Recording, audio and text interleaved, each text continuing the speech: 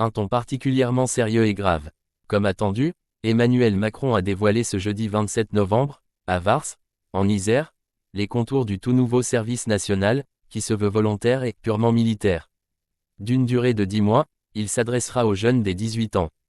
Après un mois passé à s'adapter à la vie en caserne, à s'exercer au champ et au maniement des armes, ils rejoindront pour 9 mois une unité. La mise en place est prévue dès l'été prochain pour 3000 jeunes avec une montée en puissance dans les années suivantes pour atteindre 50 000 personnes en 2035.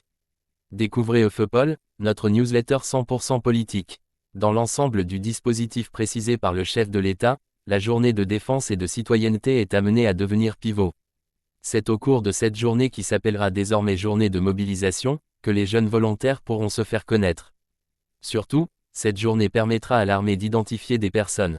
De fait, au cours de cette journée, les jeunes pourront se signaler sur une nouvelle application, Défense Plus, qui permettra à l'armée d'avoir connaissance de leurs compétences et aux jeunes de répondre aux questionnaires.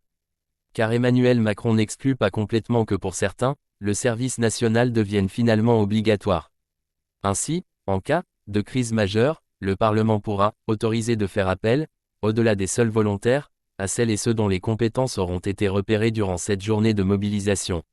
Et alors le service national deviendrait obligatoire, a détaillé le chef de l'État.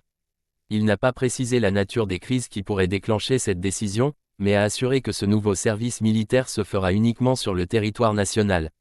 C'est Jacques Chirac qui a mis fin en 1996 au service militaire obligatoire. La fin de la guerre froide avait rendu inutile un modèle de masse et nécessaire le besoin d'une armée professionnelle et réactive, a expliqué Emmanuel Macron, saluant une « décision juste » de son prédécesseur. Surtout, le président a fustigé ceux qui, comme le président du RN Jordan Bardella, réclament un service militaire obligatoire, les accusant de méconnaître la réalité des armées. Elles n'ont pas vocation à accueillir la totalité d'une classe d'âge, un tel modèle de conscription ne correspond pas aux besoins de nos armées, ni aux menaces, a-t-il ajouté.